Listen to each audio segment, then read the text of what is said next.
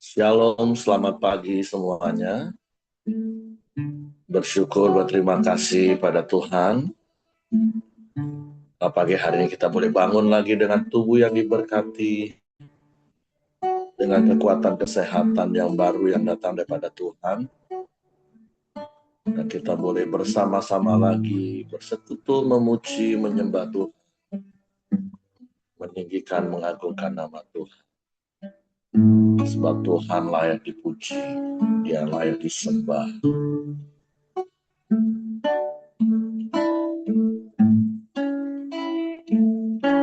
Bapa, kami bersyukur, kami berterima kasih kepadamu pagi hari ini. Sebab Engkau baik bagi kami. Kau sungguh baik, Kau sangat baik, teramat baik bagi kami. Kau yang selalu baik bagi kami. Selamanya Engkau baik. Kami puji Engkau. Kami sembah Engkau. Sebab Engkaulah kekuatan bagi kami. Terima kasih Tuhan.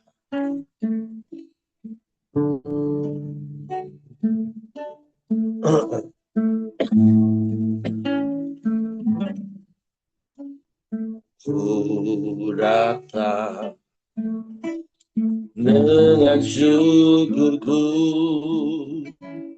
membawa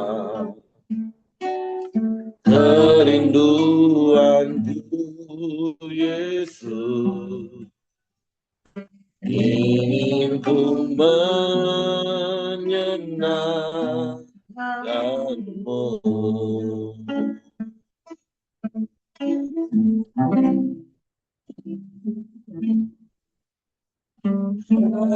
Karyamu indah bagiku, kasih yang menyelamatkanku, Yesus. Inilah persembahanku.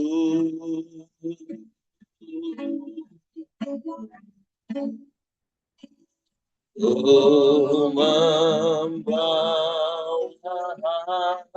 hatiku, hanya Engkau di hidupku, Yesus. Kau terindah, selamanya menyembahmu. Ku membah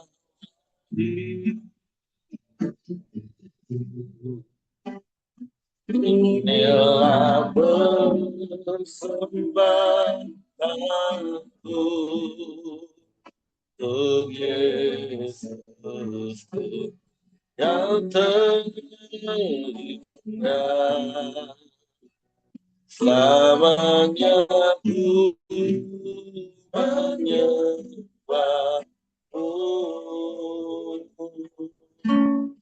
Yesus.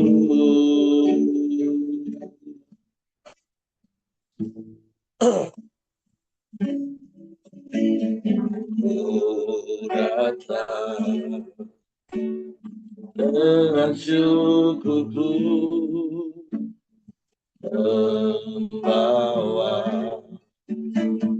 kerinduanku, Yesus.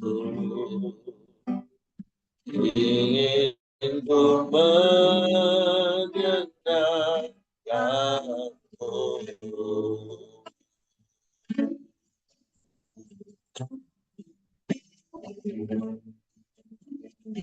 Karyamu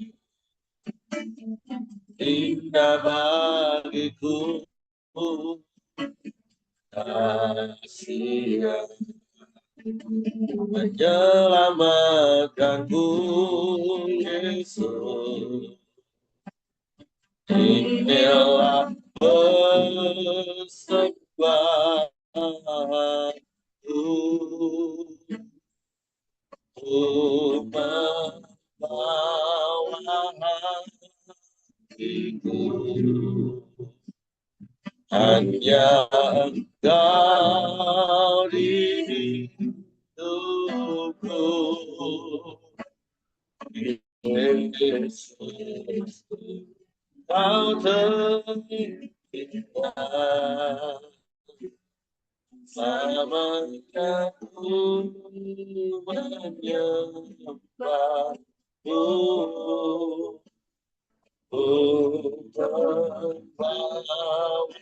hidupku. Inilah persembahanku untuk Yesus. Kau terindah,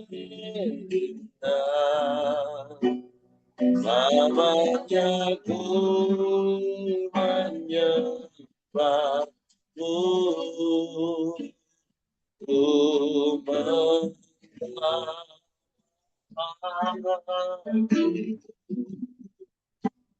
hanya Engkau di hidupku, Yesus, yang terindah. Selamanya ku menyembahmu,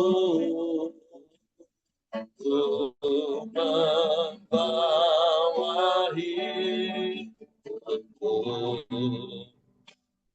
Inilah persembahanku, oh Yesus.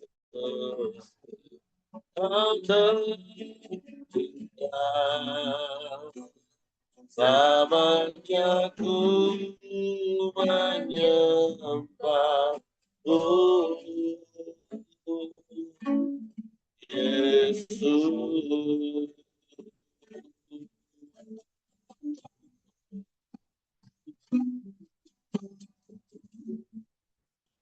Kami bawa hati kami menyembah,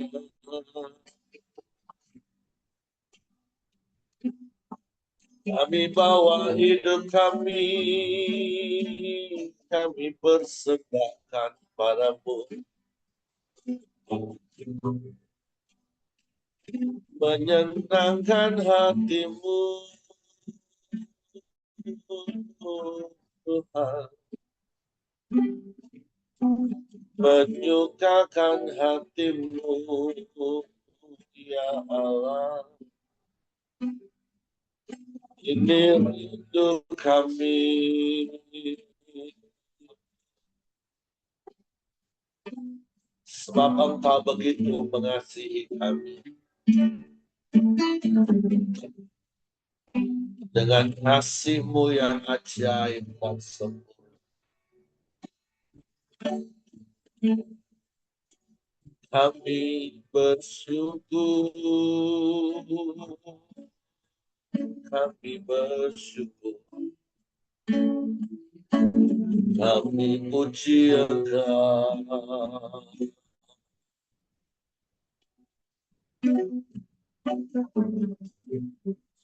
Mulialah nama-Mu Tuhan,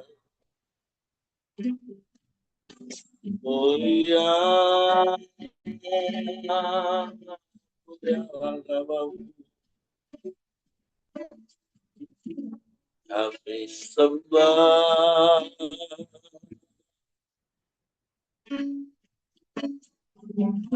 kami puji Engkau, kami tinggikan nama-Mu.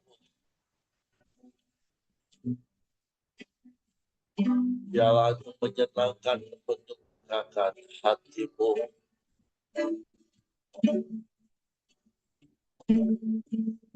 Terpujilah nama-Mu Tuhan. Terpujilah namamu,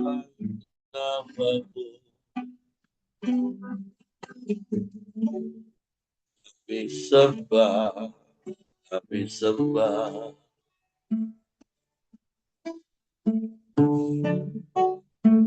Sebab hanya Engkau yang layak dipuji, disembah. Hanya Engkau yang layak ditinggikan, diagungkan, dan dimuliakan.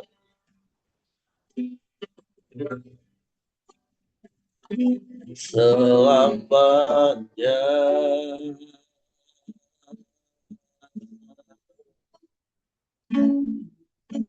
Selamanya.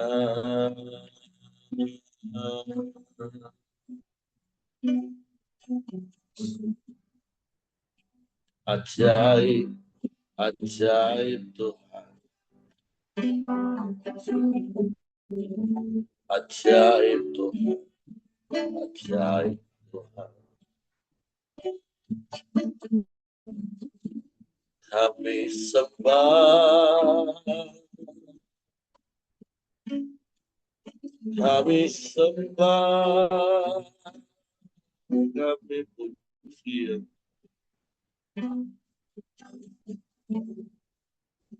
Haleluya.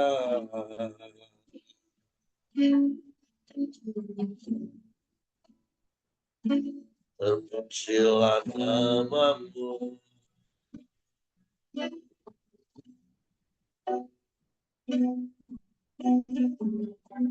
Segala pujian, syukur, hormat, kemuliaan bagi kami sembah, kami sembah.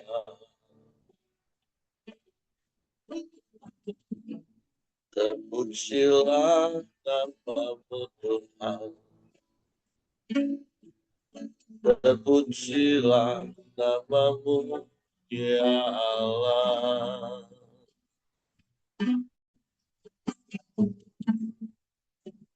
Segala pujian, syukur, hormat, kemuliaan bagi nama.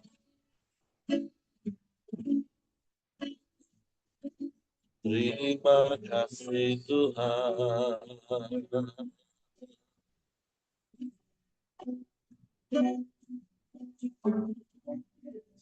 Terpujilah namamu, terpujilah namamu Tuhan.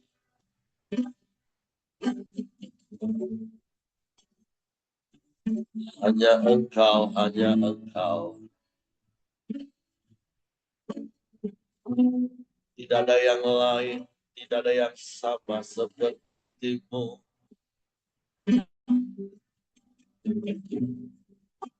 Hanya kepadamu hatiku percaya.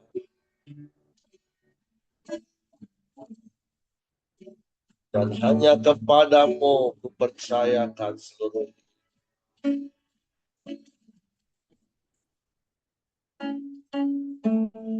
Terpujilah namamu.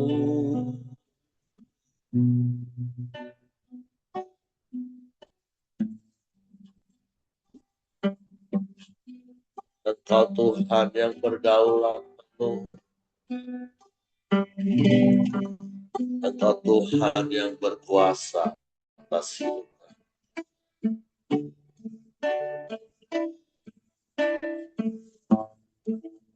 Engkau yang mengatur setiap langkah kaki. Engkau yang menetapkan langkah-langkah kaki kami itu.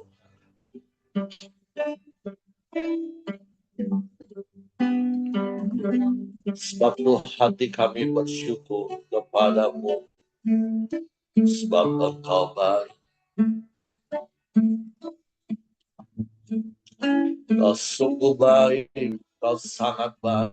Kau teramat baik. Terpujilah namamu.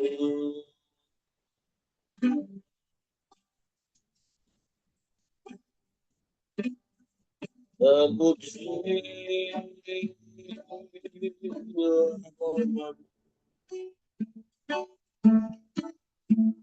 Kami sembah, kami sembah. Haleluya. Terima kasih Tuhan. Terima kasih Tuhan.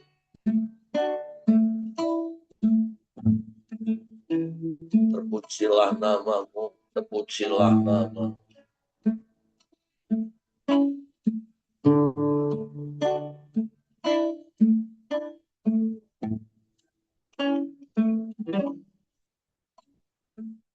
Bukan dengan kekuatanku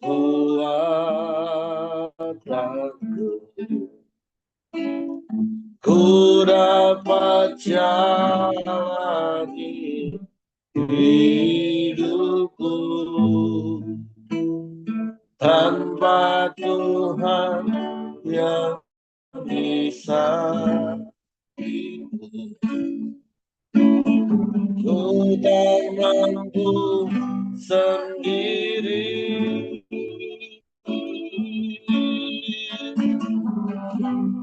Engkaulah kuatku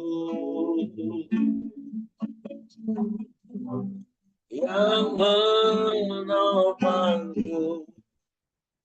Ku pandang wajahmu dan berseru bisu, pertolonganku datang darimu. Peganglah tanganku, jangan lepaskan.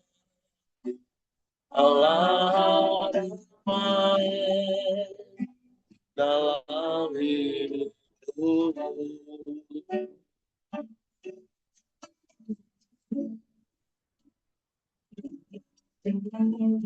Bukan dengan kekuatan ku dapat jalani hidupku, tanpa Tuhan yang di sampingku. Ku tak mampu sendiri.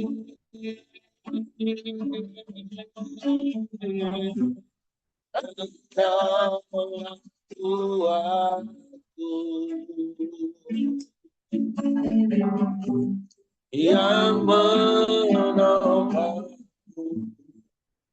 Ku pandang wajahmu dan berseru Yesus, pertolonganku datang darimu.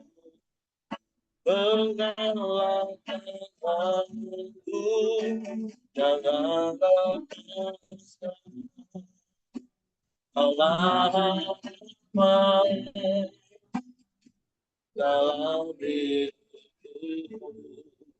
Ku pandang wajahmu dan berseru Yesus, pertolonganku datang darimu. Peganglah tanganku, jangan lepaskan. Allah harapan dalam hidupku. Allah harapan dalam hidupku. Allah harapan dalam hidupku.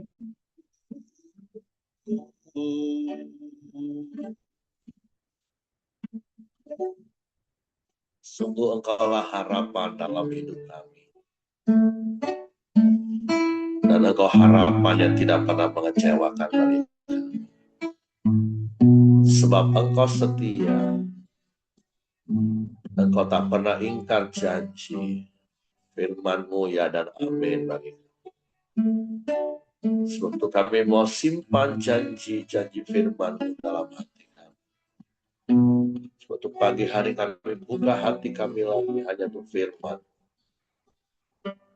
Roh Kudus, tolong kami untuk mengerti dan memahami firman, sehingga kami percaya firman dan kami melakukannya. Kami sambut firman-Mu dalam nama Yesus. Haleluya. Amin. Oke, silakan Ibu Mirianti. Apakah ada Ibu Mirianti?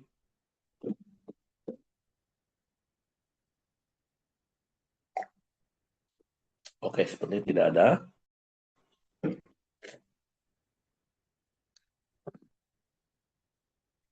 Mohon maaf Bapak Ibu ya.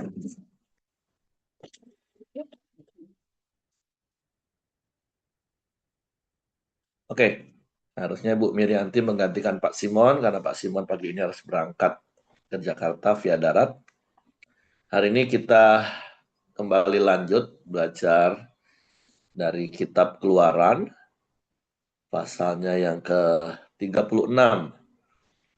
Kemarin kita sudah belajar beberapa perikop dari pasal 35, yaitu beberapa prinsip yang kita bisa belajar, yaitu bahwa kita harus mendisiplin diri untuk memberhentikan dari seluruh aktivitas untuk mempunyai waktu khusus bersama dengan Tuhan. Dan yang kedua, kita juga sudah belajar bagaimana prinsip-prinsip kita memberi persembahan. Yang pasti kita bisa memberi persembahan kepada Tuhan, karena Tuhan sudah lebih dulu memberikannya kepada kita. Dan kita memberi dengan sukarela dan tentunya sesuai dengan apa yang Tuhan berikan kepada kita. Bukan supaya dilihat orang kita bisa memberi lebih, tapi sesuai dengan apa yang ada pada kita yang datangnya daripada Tuhan. Dan kita memberi bukan karena supaya Tuhan berkati, ini sikap hati kita maksud saya, karena dari sisi Tuhan pastilah ketika kita memberi, maka Tuhan menggenapi janjinya untuk memberkati kita lagi. Sehingga yang saya gambarkan kemarin itu seperti roda yang berputar, ya, jadi sehingga seberat apapun tanggungan yang harus kita tanggung, tapi ketika roda itu terus berputar, ya akan berjalan dengan lancar. Beda kalau kita memacetkan sendiri putaran roda itu. Sehingga seringan apapun beban, tanggungan hidup, itu akan menjadi sangat-sangat berat. Karena rodanya macet, Bapak Ibu. Ketiga kemarin ya kita tahu bahwa tidak ada satupun perintah Tuhan yang nggak bisa kita lakukan. Karena setiap perintah Tuhan itu pasti bisa kita lakukan karena ada Roh Kudus dalam hidup kita. Nah, ini adalah lanjutan dari perikop yang ketiga. Saya akan bacakan kitab Keluaran pasal 36. Demikianlah harus bekerja Besalel dan Aholiab dan setiap orang yang ahli yang dikaruniai Tuhan keahlian dan pengertian sehingga ia tahu melakukan segala macam pekerjaan untuk mendirikan tempat kudus tepat menurut yang diperintahkan Tuhan. Jadi sekali lagi jelas, sekalipun Tuhan memberikan perintah yang berkali-kali saya katakan, kita saja yang membacanya saja sudah pusing, rumit itu pasti pekerjaan. Apalagi dalam konteks ribuan tahun yang lalu, di mana teknologi tidak secanggih zaman sekarang. Kalau zaman sekarang, mungkin Bapak Ibu bisa copy paste saja detail dari kitab Keluaran, terus kirim sebagai form di AI, dan beri perintah untuk menggambarkannya secara detail, mungkin itu saja akan segera dilakukan. Nah, tetapi sekali lagi kita bersyukur lebih daripada kecerdasan buatan manusia, ada Roh Kudus yang adalah Allah itu sendiri yang ada dalam hidup kita, dan itu memampukan kita untuk melakukan semua perintah Tuhan. Hingga seperti tadi ayat ini katakan, sehingga yang pertama tahu melakukannya, segala macam pekerjaan untuk mendirikan tempat kudus dan tepat menurut yang diperintahkan Tuhan. Jadi presisi, kata-kata presisi sekarang kan lagi tren Bapak Ibu. Nah, oleh sebab itu, mari kita terus mendisiplin diri kita bahwa tidak ada alasan sebenarnya bagi kita untuk kita tidak bisa melakukan firman Tuhan. Pembelajarannya bagi kita adalah apakah kita mau peka dengerin suara Tuhan, suara Roh Kudus dalam hidup kita, dan kemudian kita mentaatinya. Dan berkali-kali juga saya harus katakan, kalaupun kita melakukan mentaati firman Tuhan, yang untung itu kita, yang mendapatkan keuntungan dari apa yang kita lakukan ketika kita hidup selaras dengan firman Tuhan, ya kita sendiri. Seperti sering ada pertanyaan yang saya tanyakan kepada anak muda khususnya, lebih mudah mana hidup benar atau hidup nggak benar? Sudah pastilah jawabannya lebih mudah hidup nggak benar. Nggak usah bergumul, berjuang untuk menolak melakukan hal-hal seperti itu. Karena untuk hal-hal nggak benar ya tinggal dilakukan itu gampang. Tapi kalau pertanyaannya ditambahin satu pertanyaan lagi, lebih mudah mana hidup dari akibat hidup benar atau hidup tidak benar? Nah, maka sudah pastilah lebih mudah hidup sebagai akibat dari hidup yang benar. Walaupun sekali lagi juga saya katakan hidup yang benar hari-hari ini harusnya menjadi sangat mudah kalau kita ngerti prinsip ini. Bahwa ada Roh Kudus dalam hidup kita. Ada Roh Kudus yang menolong kita, memampukan kita. Sehingga kita tahu membedakan mana yang benar, mana yang baik, mana yang berkenan, seperti Roma pasal 12 ayat 2, mana yang baik, mana yang berkenan, mana yang sempurna, karena ada Roh Kudus, sehingga kita bisa tepat melakukannya. Jadi mari Bapak Ibu pegang prinsip firman Tuhan ini, dan saya percaya Bapak Ibu akan menjadi orang-orang yang dengan mudah untuk senantiasa taat melakukan firman Tuhan, dan hidup kita akan menjadi hidup yang penuh dengan kasih karunia Tuhan. Oke, saya baca berikutnya. Lalu Musa memanggil Bezalel dan Aholiab dan setiap orang yang ahli, yang dalam hatinya telah ditanam Tuhan keahlian. Setiap orang yang tergerak hatinya untuk datang melakukan pekerjaan itu. Mereka menerima daripada Musa seluruh persembahan khusus yang telah dibawa oleh orang Israel untuk melaksanakan pekerjaan mendirikan tempat kudus. Tetapi orang Israel itu masih terus membawa persembahan sukarela kepada Musa tiap-tiap pagi. Dan segala orang ahli yang melakukan seluruh pekerjaan untuk tempat kudus itu datanglah masing-masing dari pekerjaan yang dilakukannya dan berkata kepada Musa, rakyat membawa lebih banyak dari yang diperlukan untuk mengerjakan pekerjaan diperintahkan Tuhan untuk dilakukan. Lalu Musa memerintahkan supaya dimaklumkan di mana-mana di perkemahan itu demikian. Tidak usah lagi ada orang laki-laki atau perempuan yang membuat sesuatu menjadi persembahan khusus bagi tempat kudus. Demikianlah rakyat itu dicegah membawa persembahan lagi, sebab bahan yang diperlukan mereka telah cukup untuk melakukan segala pekerjaan itu, bahkan berlebih. Wow, keren banget Bapak Ibu. Ketika orang ngerti prinsip mengembalikan persepuluhan, ketika orang mengerti prinsip memberi itu karena dia sudah diberi oleh Tuhan dengan limpah, sehingga mereka mengembalikan. Maka seharusnya pekerjaan Tuhan itu akan sangat-sangat luar biasa Bapak Ibu. Tapi ya kita berdoa supaya setiap umat Tuhan ngerti prinsip ini. Ya terlepas dari siapa yang salah benar. Kan kita nggak mencari siapa salah benar. Kenapa masih ada banyak pekerjaan Tuhan kok kayaknya terkendala. Ya nggak semua sih. Nggak semua pekerjaan Tuhan terkendala. Dalam artian ya kita tetap percaya Tuhan yang punya pekerjaan, ya Tuhan pasti akan bela pekerjaannya. Tapi sekali lagi kan Tuhan selalu bekerja melalui umatnya.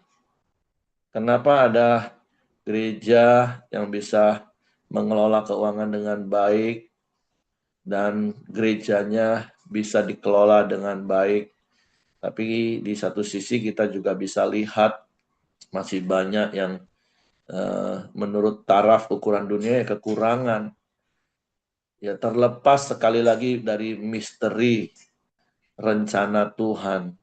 Tapi sesungguhnya seharusnya kalau semua jemaat punya hati seperti bangsa Israel, 100% semua jemaat mengembalikan persepuluhan, memberikan persembahan sukarela. Wow, betapa dahsyatnya pekerjaan Tuhan akan semakin meluas, semakin terjangkau.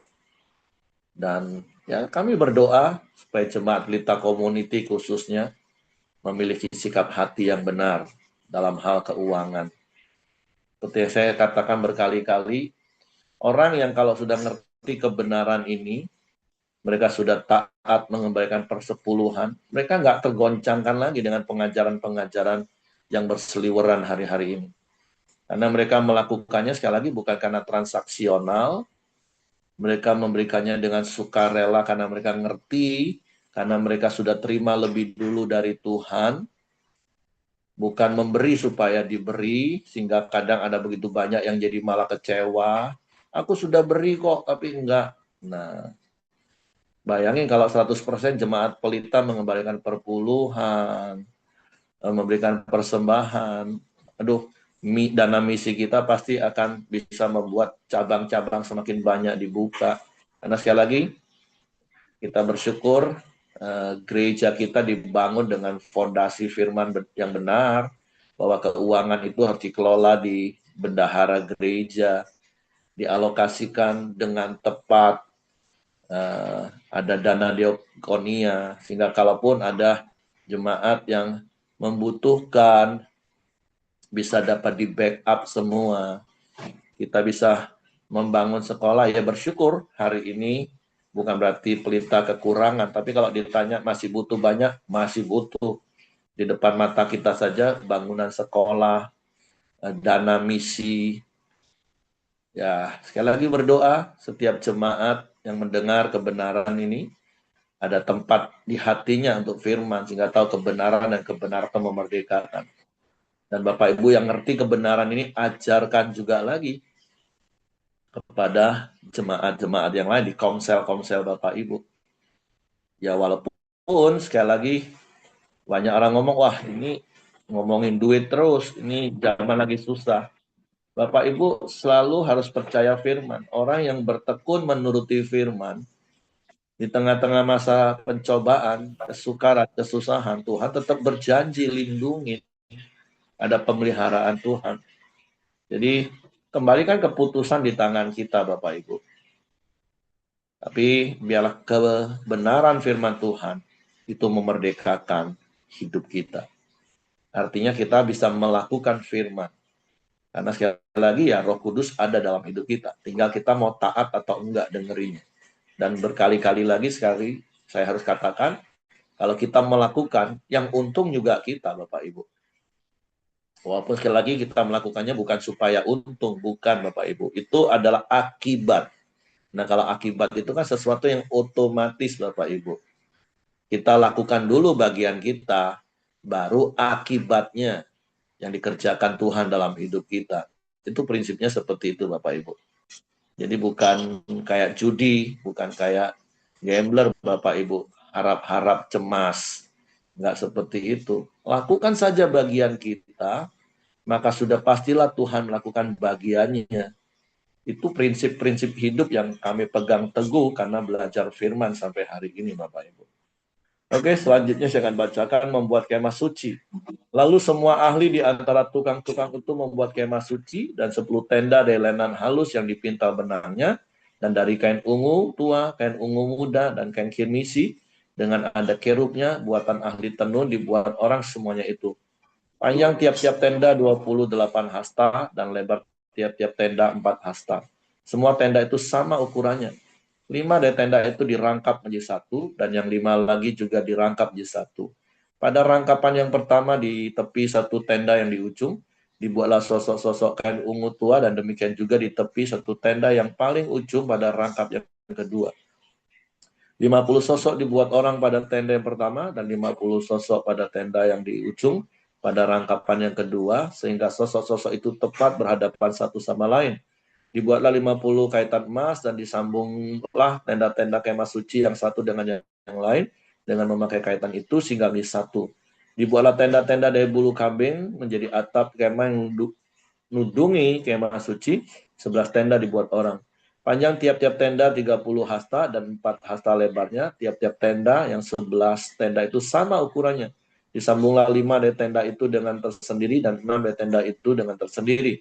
Dibuatlah 50 sosok pada rangkapan yang pertama di tepi satu tenda yang di ujung dan dibuat 50 sosok di tepi satu tenda pada rangkapan yang kedua.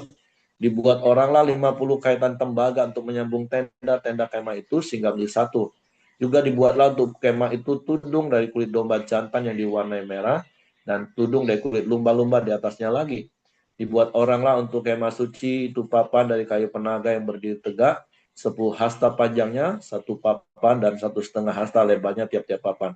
Tiap-tiap papan ada 2 pasaknya yang disengkang satu sama lain. Demikianlah diperbuat dengan segala papan kemah suci. Dibuat oranglah papan-papan untuk kemah suci, 20 papan pada sebelah selatan dan 42 alas perak dibuat orang di bawah ke-20 papan itu, 2 alas di bawah satu papan untuk kedua pasaknya dan seterusnya 2 alas di bawah setiap papan untuk kedua pasaknya. Juga dibuat orang untuk sisi yang kedua dari kemah suci pada sebelah utara 20 papan dengan 40 alas peraknya, 2 alas di bawah satu papan dan seterusnya 2 alas di bawah setiap papan. Untuk sisi belakang kemah suci pada sebelah barat dibuat oranglah 6 papan. 2 papan dibuat orang untuk sudut kemah suci di sisi belakang. Kedua papan itu kembar pasaknya di sebelah bawah dan seperti itu juga kembar pasaknya di sebelah atas di dekat gelang yang satu itu. Demikianlah dibuat orang dengan kedua papan untuk kedua sudutnya itu. Jadi ada 8 papan dengan alas peraknya, 16 alas, 22 alas di bawah satu papan. Dibuatlah juga kayu lintang dari kayu penaga, 5 untuk papan-papan pada sisi yang satu dari kemah suci. 5 kayu lintang untuk papan-papan pada sisi yang kedua dari kemah suci. Dan 5 kayu lintang untuk papan-papan kemah suci yang merupakan sisi belakangnya pada sebelah barat. Dibuat oranglah kayu lintang yang di tengah melintang terus di tengah-tengah papan-papan itu dari ujung ke ujung.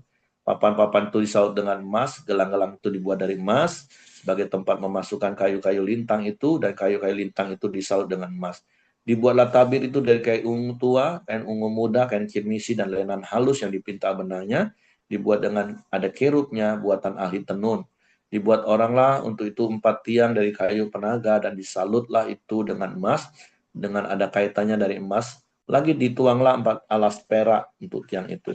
Juga dibuat oranglah tirai untuk pintu kemah itu dari kain ungu tua, kain ungu muda, kain kirmisi, lenan halus yang dipinta benangnya, tenunan yang berwarna-warna. Dan kelima tiangnya dengan kaitan untuk tiang itu disalutlah ujungnya dan penyambung-penyambungnya dengan emas dan kelima alasnya itu adalah dari tembaga.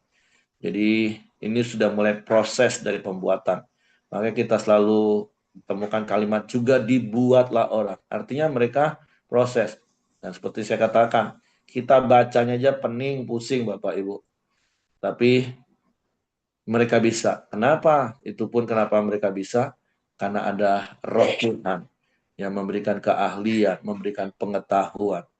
Jadi mari Bapak Ibu, ketika kita belajar firman Tuhan, prinsip-prinsip firman Tuhan itu ya dan amin, dan mari kita lakukan. Jadi apa aplikasinya bagi kita hari ini? Sekali lagi sederhana, kita pasti bisa melakukan semua perintah Tuhan dan kita bisa melakukannya dengan tepat karena ada Roh Kudus yang Tuhan sudah berikan tinggal diam dalam hidup kita. Jadi mari Bapak Ibu, saya percaya hari-hari ini Bapak Ibu renungkan kembali firman Tuhan ini, temukan prinsip-prinsip kebenaran yang akan memerdekakan hidup Bapak Ibu. Ya, khususnya seperti yang tadi saya katakan, prinsip dalam hal memberi, supaya kita punya prinsip atau konsep yang benar, dan kita praktekkan, dan kita mengalami janji-janji Tuhan digenapi dalam hidup kita. Kita nggak pernah kekurangan satupun yang baik, bahkan hidup kita jadi berkat bagi banyak orang. Karena roda kehidupan kita, kalau pakai istilah itu, akan berputar dengan lancar. Sekali lagi, berkat Tuhan lah yang menjadikan kaya, susah payah nggak menambahinya. Jadi kalau Bapak Ibu sampai hari ini merasa kerja itu stres, berat, nah, coba periksa hidup kita Bapak Ibu. Karena harusnya orang yang diberkati Tuhan, karena mereka melakukan apa yang harusnya mereka lakukan, mereka hidup dalam kasih karunia Tuhan. Oke, Tuhan memberkati, itu saja yang saya sampaikan pagi hari ini. Silakan saya kembalikan kepada Coach Joni. Siapa yang doa hari ini ya? Buyung, Pak. Oke, silakan Kak Buyung. Ya, mari kita bersatu dalam doa.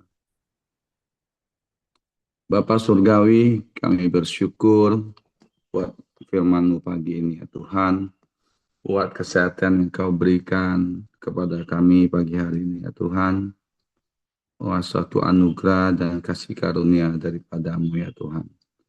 Kami bersatu hati berdoa buat Pak Heri yang telah menyampaikan isi hati-Mu pagi ini ya Tuhan. Biarlah kasih karunia, anugerah, hikmat-Mu terus tercurah di dalam kehidupannya Tuhan. Dia terus boleh menggembalakan setiap jemaatnya dengan maksimal ya Tuhan. Menjadi imam di dalam keluarganya. Juga maksimalkan Ibu Vice menjadi penolong bagi Pak Heri Tuhan. Berkati juga anak-anaknya, juga cucu mantunya ya Tuhan. Ada kemurahan-Mu, ada kasih karunia-Mu, ada anugerah-Mu untuk keluarganya ya Bapak. Terima kasih Tuhan. Kami juga bersatu hati buat setiap anggota Koram Deo yang hadir pagi ini ya Tuhan, atau tidak dapat hadir ya Bapa. Ada kemurahan-Mu dalam setiap hidup kami ya Tuhan. Kami juga bersatu hati mau berdoa buat cuaca, khususnya yang ada di kota Jambi ya Tuhan. Asap, kabut mulai menebal ya Tuhan. Biarlah Engkau mendatangkan curah hujan ya Tuhan untuk kota Jambi khususnya, dan untuk setiap titik-titik kebakaran hutan atau apapun juga Tuhan, sehingga boleh padam api-api yang ada di titik-titik tersebut ya Tuhan. Terima kasih ya Bapak. Kami juga berdoa buat perjalanan Pak Simon rombongan menuju Jakarta. Kau tutup bungkus ya Tuhan. Mobil yang mereka pakai, yang mereka kendarai, beri perjalanan yang lancar, cuaca yang baik ya Tuhan. Juga beri hikmat untuk sopir, beri konsentrasi yang mengendarai kendaraannya Bapak. Kami juga mau berdoa buat Pak Abdullah yang saat ini sedang sakit ya Tuhan. Biarlah Engkau memberi hikmat untuk dokter yang menangani sakit Pak Abdullah ya Tuhan. Baik itu virus atau apapun ya juga Tuhan. Biarlah Roh Kudus Engkau turut bekerja buat setiap obat-obatan, vitamin yang dia minum maupun yang disuntikan melalui infus ya Tuhan. Semuanya boleh mendatangkan kesehatan dan pemulihan bagi Abdullah ya Tuhan. Berkati juga Yoke ya Tuhan. Ada kemurahan-Mu untuk keluarga ini, ada kasih karunia-Mu ya Bapak. Kami juga berdoa buat Pak Ongko Wijaya ya Tuhan. Biarlah Engkau semakin hari semakin pulihkan kesehatannya Tuhan. Kesehatan jasmani, Kau tolong ya Tuhan. Biar dia semangat untuk boleh menggerakkan otot-ototnya ya Tuhan. Sehingga otot-ototnya boleh menjadi baik kembali ya Tuhan. Berkati juga anak cucu mantunya yang ada di sekelilingnya, yang dengan setia merawat Pak Ongko, beri mereka kesabaran, beri mereka hikmat ya Tuhan, sehingga mereka boleh melayani dengan baik. Berkati juga setiap minuman, vitamin, obat-obatan yang dia minum, dia konsumsi, semuanya mendatangkan kesehatan bagi tubuh jasmani ya Tuhan. Terima kasih ya Bapa, kami juga mau berdoa buat bangsa dan negara ini ya Tuhan. Biarlah kami serahkan pemimpin kami ke dalam tangan-Mu, baik itu presiden, wakil presiden, para menteri yang ada di bawahnya, serta jajaran, sampai yang terendah, sampai ke RT RW ya Tuhan. Biarlah setiap mereka boleh hidup takut akan Engkau, mereka boleh mengambil keputusan dan keputusan yang adil, yang boleh mendatangkan kesejahteraan bagi bangsa dan rakyat Indonesia, Tuhan. Terima kasih Bapa, terima kasih Yesus. Pagi ini kami juga mau berdoa buat juga gubernur, wakil gubernur Jambi khususnya, wali kota, wakil kota Tuhan, serta para pemimpin yang ada di daerah kami ya Tuhan. Beri mereka hikmat, beri mereka kesehatan, beri mereka hidup yang takut akan Engkau. Terima kasih Tuhan, kami serahkan mereka ke dalam tangan-Mu. Mari kita doa Bapa kami. Bapa kami yang di surga, dikuduskanlah nama-Mu, datanglah kerajaan-Mu, jadilah kehendak-Mu di bumi seperti di surga. Berikanlah kami pada hari ini makanan kami yang secukupnya, dan ampunilah kami akan kesalahan kami, seperti kami juga mengampuni orang yang bersalah kepada kami. Dan janganlah membawa kami ke dalam pencobaan, tetapi lepaskanlah kami daripada yang jahat. Karena Engkaulah yang punya kerajaan, dan kuasa, dan kemuliaan, sampai selama-lamanya. Amin. Bapa, kami serahkan hidup kami sepanjang hari dalam tangan-Mu, tutup bungkuskan kuasa darah Yesus, malaikat-malaikat tempat tinggal kami, hingga sepanjang malam ini Kau sudah sertai kami, dan sepanjang hari ini juga kami menikmati penyertaan-Mu, dan apa saja yang kami perbuat dengan tangan kami seturut firman-Mu, Tuhan buat berhasil. Terpujilah nama-Mu, biarlah kasih karunia Bapa, damai sejahtera Yesus Kristus, serta pimpinan persekutuan Roh Kudus menyertai kami sekalian mulai pagi hari ini sampai Maranatha.